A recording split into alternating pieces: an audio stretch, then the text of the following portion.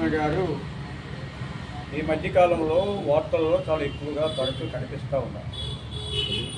Deputy speaker అంటే ఈయన గతంలో ఈయన సంక్రమించిన ఎంపీ పదవని, ఇప్పుడు ఉన్నటువంటి డిప్యూటీ స్పీకర్ పదవని, బీజేపీతో ఉన్నటువంటి సన్నిహిత సంబంధాలను ఉపయోగించుకొని ఇతర ఆర్థిక నేరాలని కప్పుపుచ్చుకునేటువంటి కుట్రకి ఈవేళ ఈయన పాల్పడ్డాడు. ఏమిటి ఆ ఆర్థిక నేరాలంటే వివిధ ప్రభుత్వ ఫైనాన్స్ సంస్థల నుండి 947 కోట్ల రూపాయలు రుణం తీసుకున్నారు. పంజాబ్ నేషనల్ బ్యాంక్ అనుబంధ బ్యాంకుల నుంచి 826 కోట్ల రూపాయలు రుణం తీసుకున్నారు. ఈ రుణం తీసుకునే క్రమంలో ఇండ్ పవర్ కార్పొరేషన్ నేను పెట్టుబడి పెడతాను, తద్వారా మీకు డబ్బులు చెల్లిస్తానని చెప్పి ఆ ఇండ్ పవర్ కార్పొరేషన్లో పెట్టుబడి పెట్టలేదు, ఆ కార్పొరేషన్ నడిపించట్లేదు.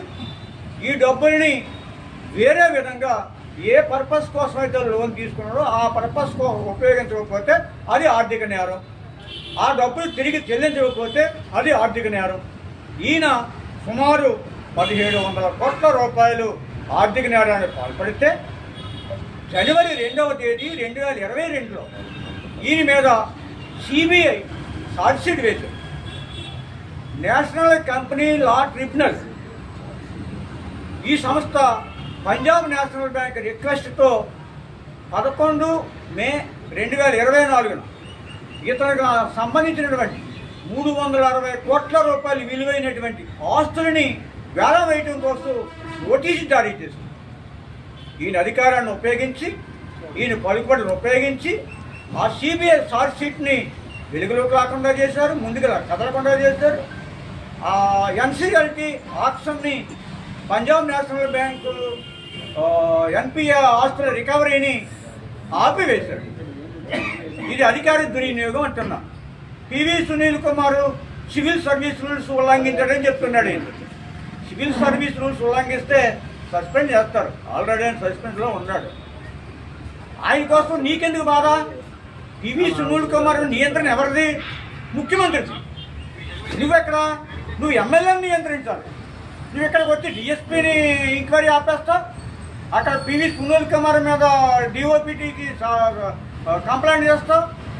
అసలు నీ నియోజకవర్గంలో ప్రజలు ఎన్ని కష్టాలు పడుతున్నారో దాన్ని చూడటం మానేసి, అసెంబ్లీని నియంత్రించడం మానేసి, తాగేసి వచ్చి ఎమ్మెల్యేలు వేరే వాళ్ళని అసభ్యంగా మాట్లాడుతూ ఉంటే వాళ్ళని నియంత్రించడం మానేసి, నైతికంగా బ్యాంకులో తీసుకున్న రుణాలు ఎగ్గొట్టి ఆర్థిక నేరాలు పాల్పడి నువ్వు నీతులు చెప్తావా?